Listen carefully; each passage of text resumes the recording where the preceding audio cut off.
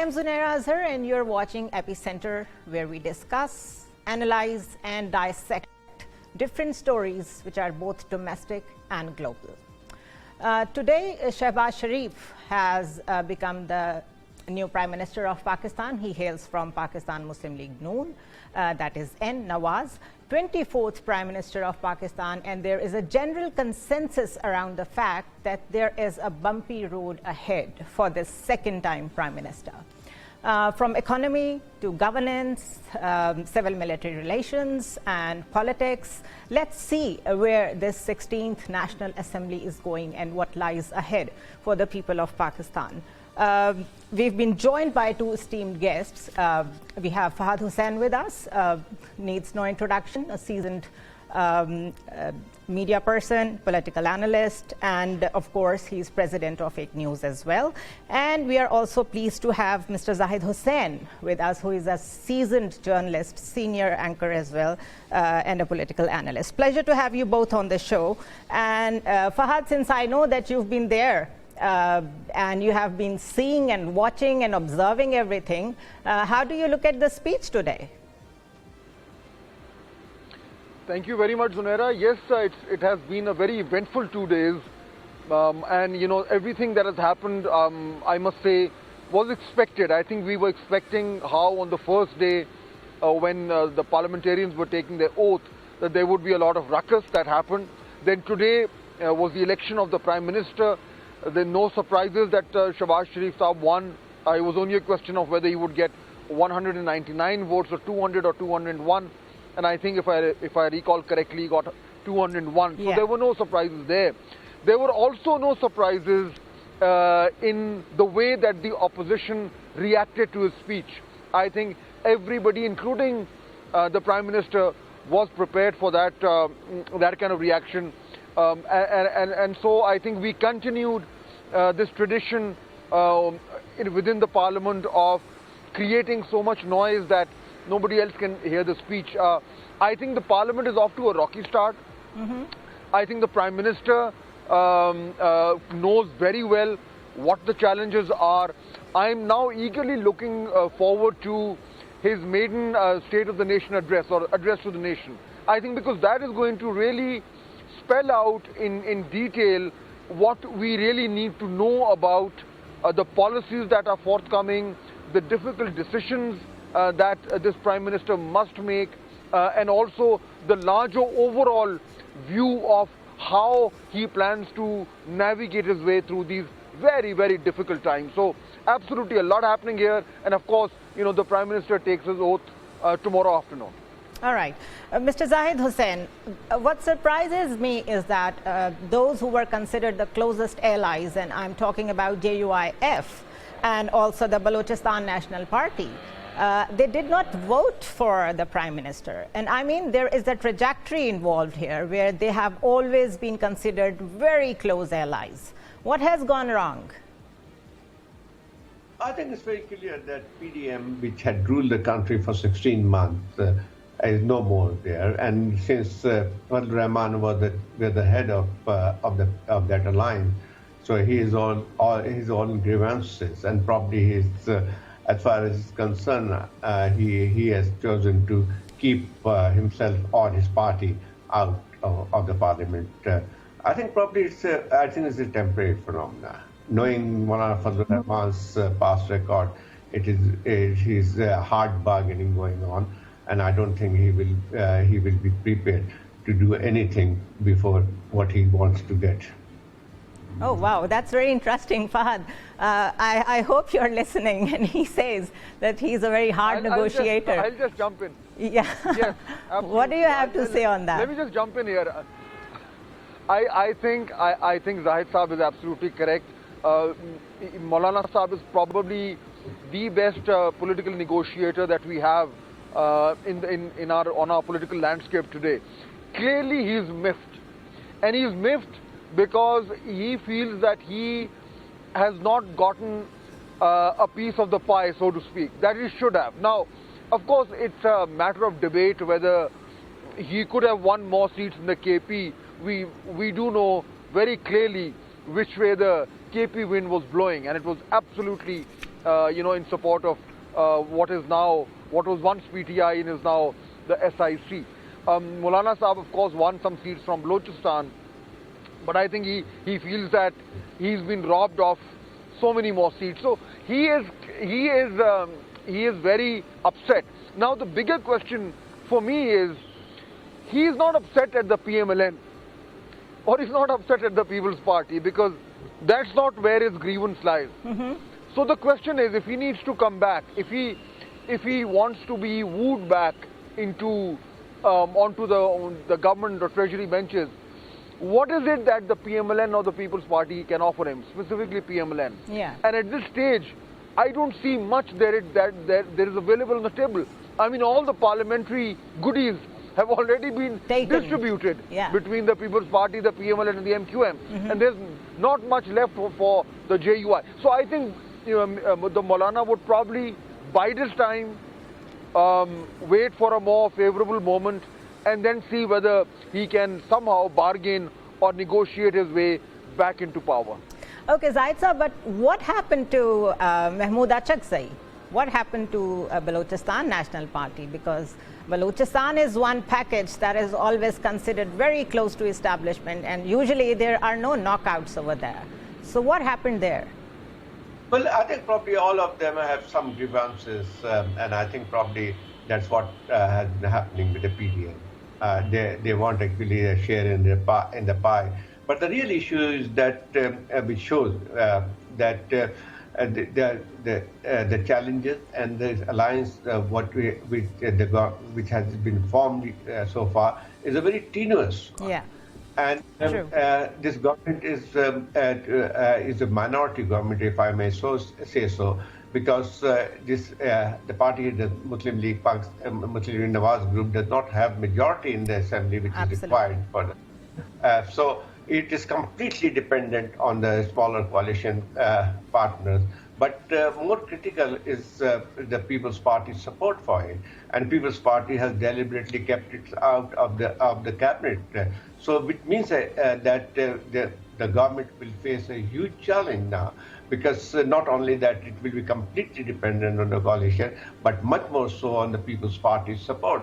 And we all know how the shifting sands of Pakistani politics is nothing new. And what I believe that two things from this parliament. Number one, actually, what we have witnessed today shows that there's going to be a strong opposition, unlike a PDM first government where they did not face any opposition. True. This is going to be a very, very vocal opposition, and that's what we had. I'm not saying that it's the first time we are witnessing this spectacle in the parliament. It has been happening, and it's become very normal for the Pakistani parliament whenever it's open session. But I think probably it's going to be much more serious, because the PTI will not allow to let this parliament settle. And I think that makes the point. And more importantly, a more important question is the challenges faced with it. Challenges faced by this government are tremendous, and I think probably no government in the recent years have faced this kind of challenges. So how are they going? A minority government, dependent on a coalition partner, can take a hard decision which is required to stabilize the situation. Yeah. Okay, Fahad, but I would like to dig down more on these parties. I'm talking about JUIF and the Balochistan National Party, BNP. These are the nationalist parties. And with the kind of security concerns that we have with two borders, that is Iran, Balochistan I'm talking about, and then Afghanistan, that is KP. How can we afford that these two parties, who have always been very integral to our political system, they can stay away? Do you think it's going to be like a short while and they're going to be back in the fold, or what? I think that's a very good question, primarily because it deals with the politics of internal and external security. When we talk about Balochistan, the situation prevailing there, it has an internal dimension as well as an external dimension, given the unsettled situation across the border from Afghanistan. And same for KP, the issue of terrorism, cross-border terrorism from Afghanistan, and of course the fact that the SIC or the former PTI now have a government in KP. So these are, Zunaira, I think these are the fault lines that will require very deft political handling. Yeah. And it would also require the state, the government, as well as the establishment making some sort of an outreach towards these nationalist parties. I think that is integral. In the first phase, we haven't seen that because, there was so much riding on the outcome of the elections, and then, of course, the whole issue of the accusations about rigging, etc. Mm-hmm. But I think once the political situation settles down, and when I say settles down, I mean in terms of the government being in place, the provincial government settling down, the cabinets being announced, and the first round of policy making having been issued. I think once that dust settles, the next thing would absolutely be how to bring these parties back into the fold. Now, Right. It's not going to be easy. Yeah. It's going to be difficult. But it's I critical. think once the government and the establishment, it is critical. And therefore, once the government and the establishment decide that this is something that is the requirement of the times, then I think everything possible will be done to somehow either take the edge off them or somehow lure them back into the fold. How this will happen, I don't know. But I think it is something which will probably be at the top of the agenda for the government and as well as for the establishment. Well, Mr. Zahid, this government formation, this whole procedure of government procedure has actually occurred under a very strict digital blackout, cyber blackout, I would say. And there was a no tolerance policy towards all kinds of dissent, if I may say that. Media is also facing a lot of muzzled kind of, unsaid kind of censorship. How long can this last? Because the new government has to draw its base legitimacy from somewhere at least. If it's not the voter, if it's not coming from the coalition partners who are obviously now in the game, where are they going to draw that legitimacy from? Well, I think probably it was a very strange decision, whoever has taken it, to shut the social media. And they don't know exactly that despite all those restrictions, there's a limit to what they can do. And I think probably that's exactly happening. They have switched off Twitter. But how long can they do it? I think probably it's going to affect Pakistan's export in IT much more than anything else.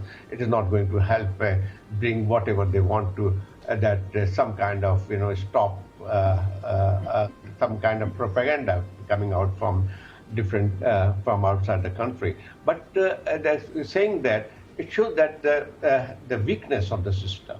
I think a strong system, a strong government would never take this kind of decision because they will be much more confident to face whatever the opposition is there. And I think probably this kind of measures are taken only when you feel that you cannot cannot control this.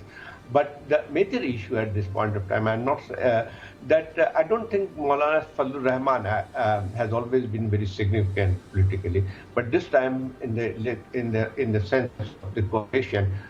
His party, which has been able to get only 7 seats, Maulana himself lost from KP, and he could sit in the parliament because of from 1 seat which he won from Balochistan Pashin district. So I think probably it is not that Maulana's support is at this point of time is critical for the formation of the government. Okay. Maybe later on that could help. And similarly with Mahmood Khan Achakzai. Mahmood Achakzai's party has been split into 2, and he has never been a very strong presence in the Pakistani politics. As an individual he has, but not his party. So I think probably it's not like that they are out of system, they are part of the system, but they will not be part of the government. Okay. Fahad, same question to you. Like, how long are we going to see this kind of digital silence and this darkness? Because, you know, it cannot go on like this in a parliamentary democracy like Pakistan. But looking at the facts, 16 months of PDM government, there has been a strict control, that is true. And under the caretaker government, again, there was a strict control. How do you see it happening with a politically elected a government with complete mandate now in place? Is it going to change? Well, you know, Zunaira, we've seen our very uneasy relationship with these digital platforms. These disruptions are unfortunately nothing new. If you remember, YouTube was banned in Pakistan 2 years, for a number of back. years. Yeah, that's true. 3 years. And it just became, unfortunately, we all got acclimatized to you know, that ban, which was very sad.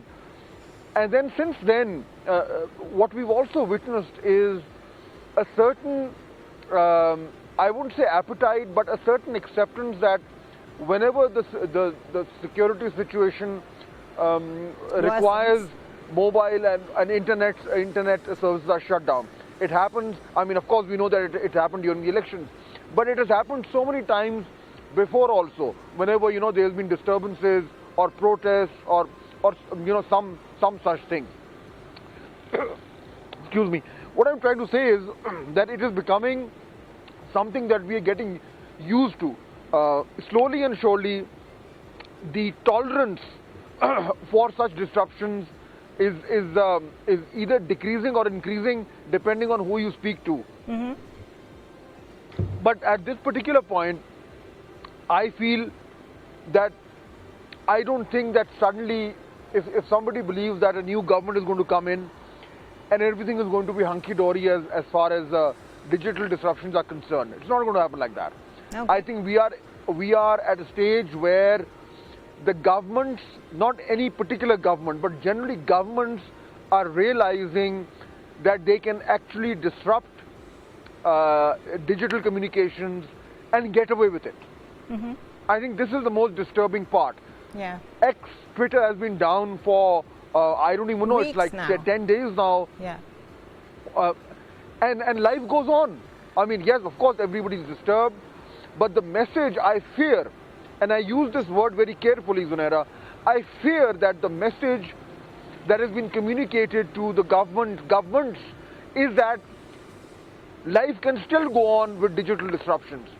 So I fear that even with the incoming government settling down, I think that lesson will stay very much embedded within the institutional memory. We may get the X back, but the disruptions will continue. My hope is that with a political government in place, there would be greater realization and greater sensitivity to the cost that we pay when we indulge in such digital disruptions. But would that mean that we are looking at some better days ahead? I hope so, but I fear not. Okay, Mr. Zahid, this is one part of it. The digital activism is one part of it, but there is an active economy attached to internet now. Do you think there is a realization of that at some level? Well, I think probably I can't understand what purpose does it serve, this kind of, you know, disruption or ban, and it may be temporary thing that may stop some kind of, you know, propaganda coming out from somewhere. But in the long term, it will cost the country hugely. Not only because the people have become familiar with that, but also because, you know, it's kind of also shows that there's some kind of restriction on the expression, freedom of expression, and I think that's not good news for the new government.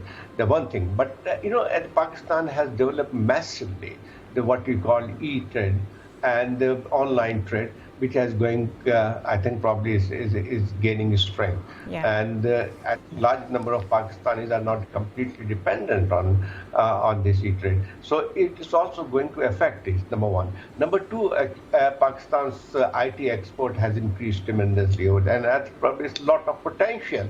But this kind of disruption will affect it adversely. So I think probably overall, if they want it, it's not like this kind of restriction has not happened this time for the security reason. Yes, one can understand that whenever this kind of security situation happens, we could see a limited, stop of or switch down of the social media and also mobile phone. But in a particular area which are troubled, but this is countrywide. And I don't think there is any security situation facing this country, and which could be avoided or prevented through this kind of ban. Well, Fahad, we have been talking about the multiple challenges of this new government. And of course, the first challenge is to handle a very fragile coalition where there are partners involved with diverse ideologies and interests. And this is going to, I don't know, last for how long with this government. But the very vocal thing is the PTI in opposition here. And that is something new.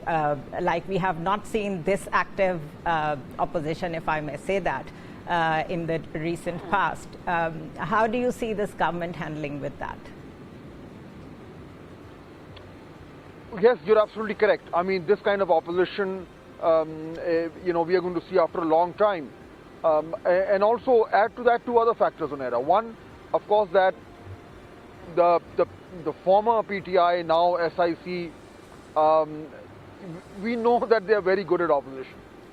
We know that they are very good in pursuing disruptive politics, whether inside the parliament or outside in the streets. They can shout very loudly. They can be very aggressive. They almost revel in this kind of politics.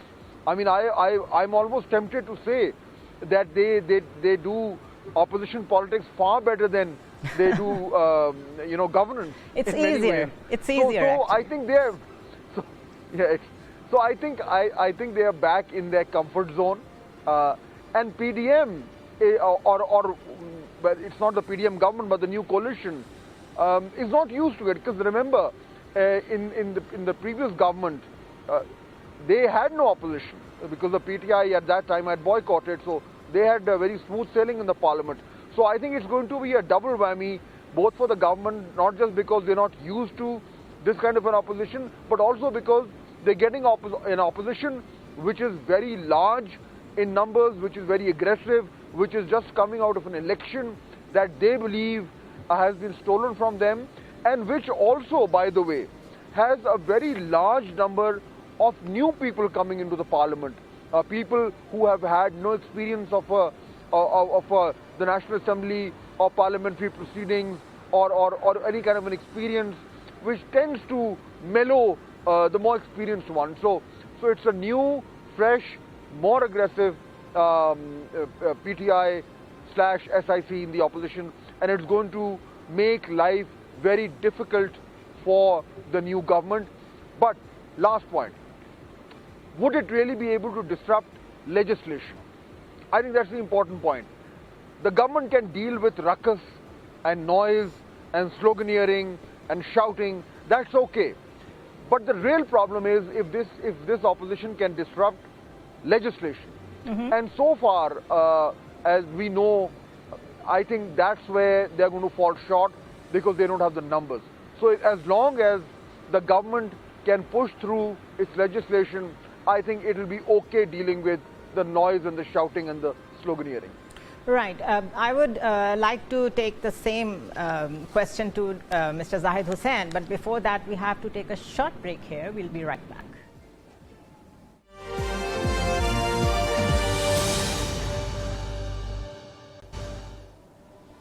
Welcome to Epicenter once again, and I would straight go to Mr. Zahid Hussain for his take on the fact that we have a very vocal opposition now in the form of PTI, and the new face is, of course, SIC, Sunni Ittihad Council.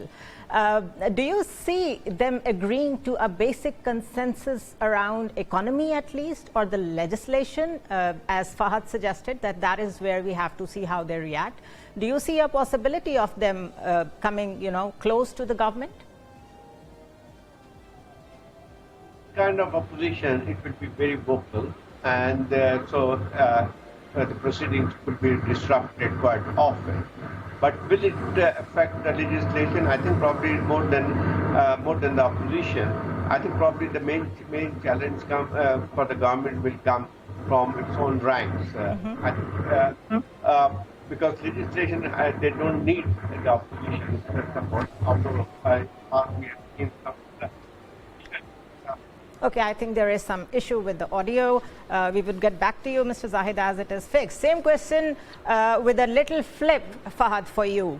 They are genuinely convinced, when I'm saying they, I mean PTI, they are genuinely convinced that PTI had 37% of the vote and they have actually been rigged.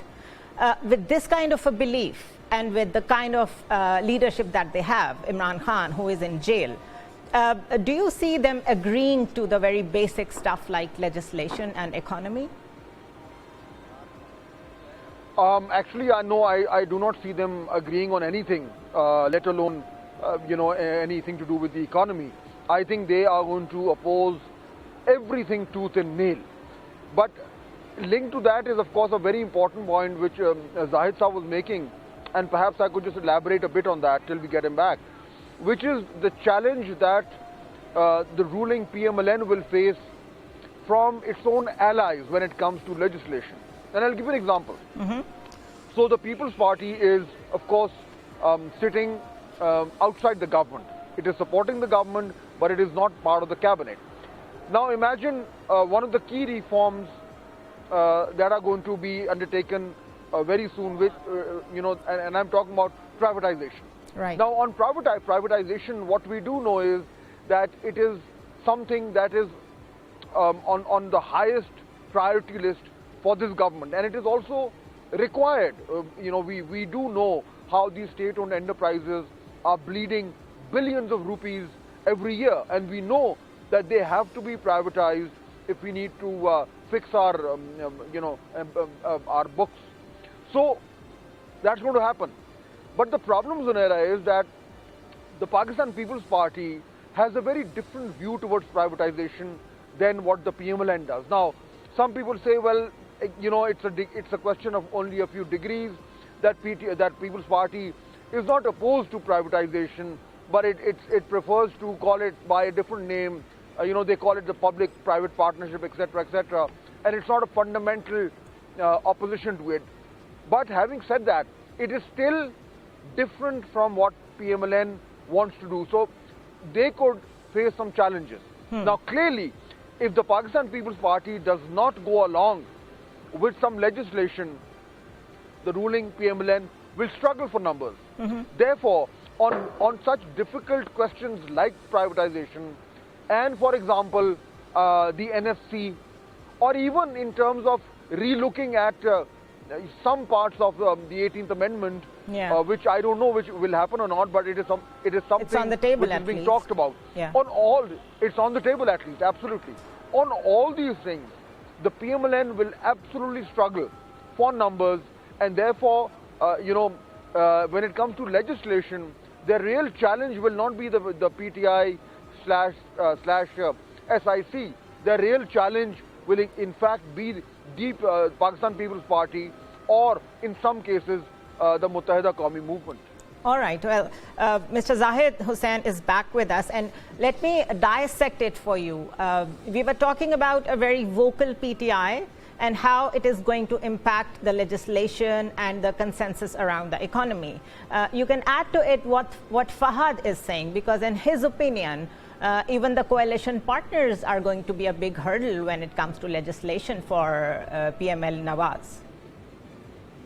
Well, I think probably opposition can disrupt decisions, but I don't think there's going to affect legislation, because supposedly the government has the number if they really want to make a legislation on an important issue. But the real problem is within the alliance, and I think probably that's going to be the major problem. Yes, certainly on certain constitutional amendment, it will be needed that opposition and the government come on board. Sorry, to take the opposition on board. But I don't think that's going to happen, because when we are talking about 18th Amendment, if the government wants to bring some kind of amendment in that on 18th Amendment, but I think probably it will need a constitutional amendment. It is not going to be a legislation. And I think probably that's also not only from the opposition. They will get some kind of opposition from the PTI, but also from People's Party. People's Party has taken a very strong position on the 18th Amendment, and similarly with the other parties, I think probably the next government will comprise of almost 6 coalition partners. But basically, that's very difficult to get them together on certain issues. And there are also fears within the alliance, like for example, MQM and the People's Party do not get along very well, and that's very obvious, because what PMLN has promised the MQM as one of the conditions on which the MQM has come on board is that there's some kind of amendment in the Constitution providing greater autonomy or greater power to the local bodies election. But I don't think the PTI, the People's Party, will ever support it, because it's mostly is the sin specific. So, and I think if we have seen Murad Ali Shah's press conference on that issue, he has made it very clear there's not going to be any change in that. So these are the issues, and particularly, yes, I agree with Fahd that you have to bring some fundamental structural changes in the economy to deal with the challenge. And one of them is the privatization, and I think there will be an agreement within the alliance on this issue, and that's going to be delayed yet again. Yeah, this brings me to the question. If I could just add to it, Zunaira. Yeah, sure, go ahead. If I could just add to this, Zunaira, if you allow me, I think one of the what we're talking about, one example of that, which is going to involve the PMLN and the People's Party very early on, is something that the Prime Minister today actually referred to in his speech, when he said that the federal government doesn't have money, which is actually true. Once the federal government has given away the allocated amount to the provinces through the NFC, once it has paid off all the debt amounts that it is owed, once it has paid the pensions and the salaries of the federal government, and also the defense budget, the federal government is actually in a deficit. So in technical terms, the federal government is actually bankrupt. It has no money, and that's something which requires to be fixed. Now, there's been a lot of conversation around this topic, not just right now, but in the previous governments also. And the big question is, how can the provinces actually share with the federal government? That would require relooking at the NFC. Now, that's a very difficult issue, but it is also an issue which cannot be ignored anymore, because the federal government cannot operate with the situation that it is in right now. Now, how will the People's Party approach this issue? I don't know. But what I do know is that this is going to be one of the key priorities for this incoming government, to at least start discussing the possibility of some changes which would make the federal government a bit more solvent than it is today. And this is where it becomes really important who is leader of the House where in the National Assembly. And this is why exactly the constitutional positions were the most eyed one by the People's Party, if I may say that. It brings me to another angle of it. Mr. Zahid, there is too much on the platter for the new government. There is SIFC, there is IMF, there is this diverse interest of the coalition partners when it comes to privatization, as we have just talked about it. Then there is NFC award. So how free is this government when it comes to the decisions on economy and governance? Well, it's absolutely right that this government faces the kind of challenges which we have not seen it before, or I mean in the recent times. And I think probably the problem is that on one side, the country is facing multiple crises. It's not just economy; it's also about the internal security and on foreign policy front. So all those challenges need a strong and a stable government. And I think probably that's a problem with this government, that it is for a minority government to deal with this kind of challenges become much more difficult. One thing. Number two, there is not unanimity. I agree with that NFC has to be revisited, because the debt cycle cannot be eliminated without changing in the whole NFC award and changing the division of resources to the provinces from the center. But I think that will create a lot more fissure within the alliance. Because provinces will not be happy, or will not cooperate in reducing their share of resources, and I think that is the big problem. Like, for example, even if it's very difficult for People's Party to do that, even if People's Party agrees to it. What about KP? I mean, KP with the government controlled by the PTR. I don't think that they will agree to any change in the NFC award. So it is, I think, without the complete consensus among the provinces, it cannot be done. That's one of the things. The other thing is that we all know what are the problems, but the major issue is that how to deal with that and how to resolve those issues, and that has been because for years everybody knows about the kind of challenges for the government, particularly on economic front. But for that, for example, we have to. This government has to go to IMF immediately. And without that, we cannot hope the economy to stabilize. But it also will be very difficult to negotiate this time with the IMF, because the IMF already has preconditions now, and the government has to fulfill all those conditions. I was just reading somewhere that the IMF has asked taxes more 500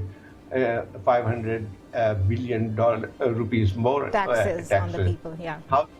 The other thing is that the system taxation is flawed, because the main burden is on the salaried classes and on all those people who are already paying taxes. But there's a large section of population which is completely exempted from tax, and I think probably this class is represented mostly in the parliament. So how the parliament is going to allow, like, for example, there's no agriculture tax, and this parliament is of the people who have coming from the landed background, and similarly the big business, the retailers, and we have and it goes on like that. I would like to put the same question to Fahad, with an additional note that the caretaker is also leaving a legacy.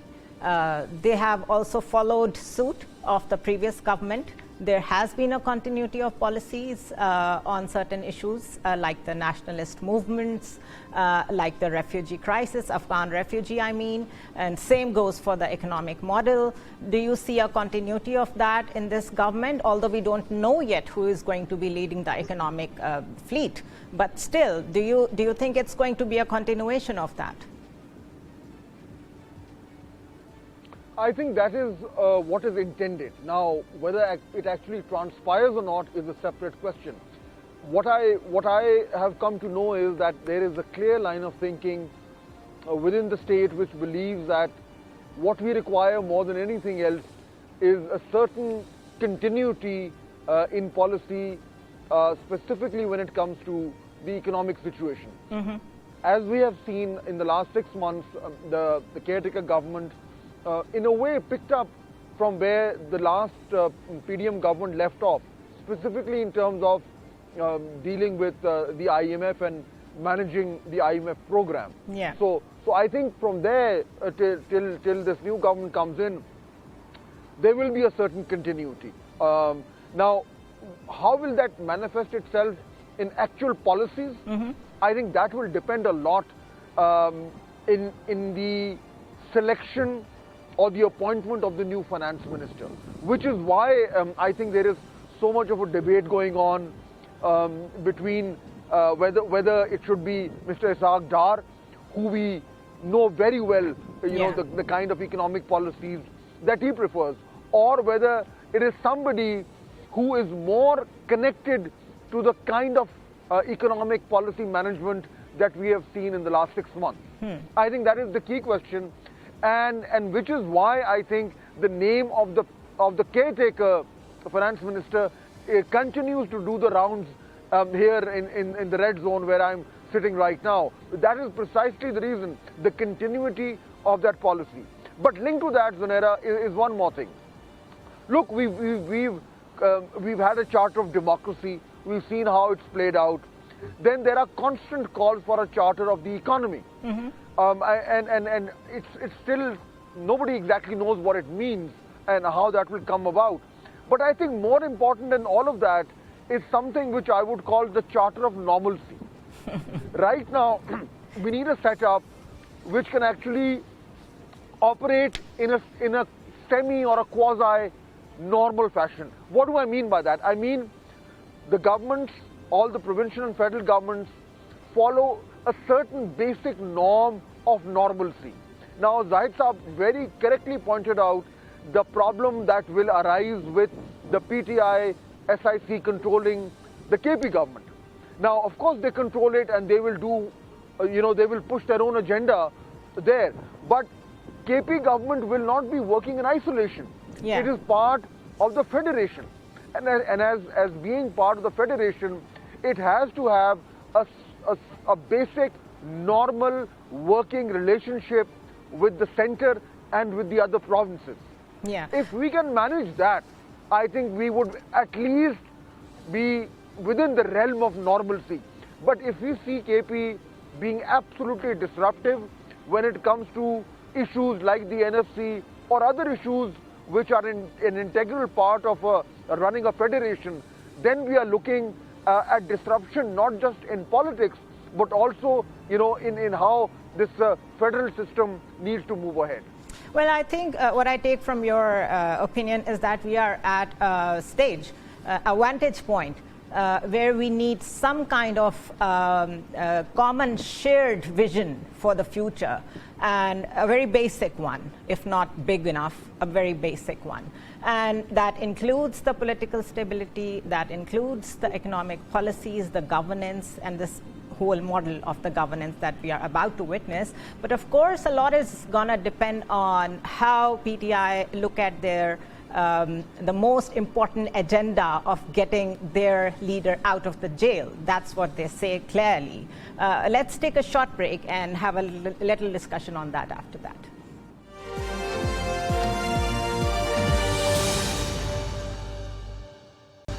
And welcome back to Epicenter once again.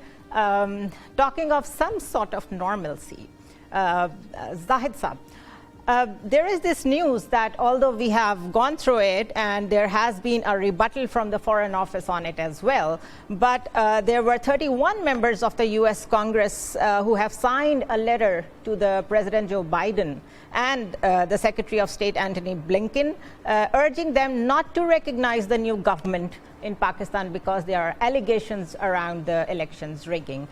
With this kind of a development, with this kind of a start of the new government, where do you see PTI going, and do you actually see them learning a little from what is happening?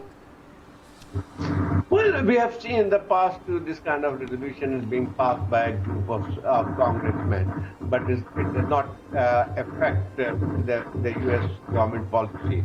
And I think probably, yes, it will have some kind of publicity value that so many congressmen have said that.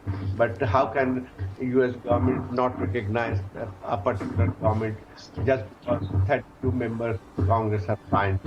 But the real problem is not that what the congressmen or the U.S. government would be saying about it. The real issue is that about the stability in the country itself. I think that's going to be the main challenge for the country. So there are about the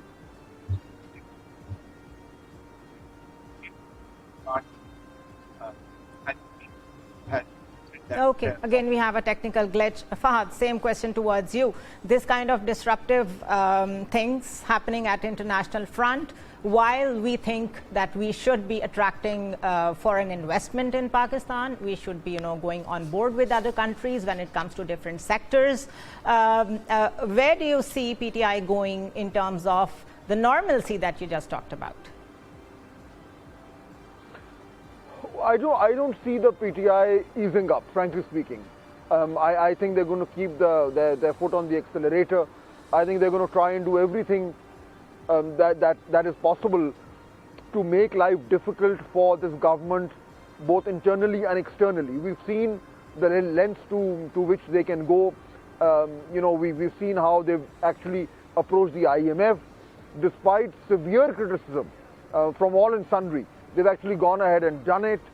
It is something, in my personal opinion, I think it was extremely irresponsible of them, and I'm using a soft word to do that. But what it shows to us is that when it comes to taking the fight to their opponents, they have no limits. So I think they're going to continue with that. The letter written by U.S. Congressman that you referred to is part of that effort that they are making internationally. They have a strong presence. PTI has a strong presence outside of Pakistan, and they will utilize it to the best of their ability. Now, that said, the bigger question would be, how will it impact the government? Would it actually curtail their ability to pursue their interests in terms of foreign policy, national security, and even their legitimacy as a government? I think most likely what will happen is that such issues will continue to cloud over the legitimacy of the government as far as optics are concerned. Right. But I think when it comes to substance, all governments are going to work normally. I don't think that this pressure is going to lead to the present government in Pakistan actually weakening or falling or anything like that. But it will be something that the government will need to address one way or the other. That said, thank you so much, Fahad Hussain and Mr. Zahid Hussain. PTI has all the right to protest when it comes to their claims, but there is a way about it. There is a method to the madness that they need to follow. Till next week at Epicenter, this is Zunaira Azhar signing off for now.